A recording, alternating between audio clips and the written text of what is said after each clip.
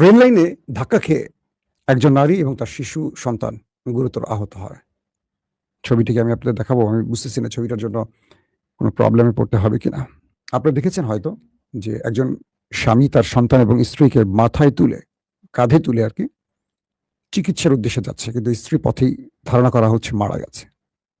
এই ছবিটিকে আপনারা আমার স্ক্রিনে দেখতে পাচ্ছেন। আবার দেখাচ্ছি আপনাদের। একজন সুজন মিয়া তার নাম, তার কাঁধে তার স্ত্রী আর বুকের কাছে কোলে তার ছোট্ট এক শিশু সন্তান। এই ছবিটি সোশ্যাল মিডিয়ায় আপনারা দেখেছেন। রেলের ধাক্কায় তার ঈদ তো নষ্ট হয়ে গেছে। ঈদ যাত্রার সময় এই ঘটনাটি ঘটে। দুঃখজনক হলেও কোনো একটি অটোরিকশা, একটি ভ্যান, একটি যানবাহন এগিয়ে আসেনি। কোনো একজন মানুষ সুজন মিয়াকে সাহায্যে এগিয়ে আসেনি।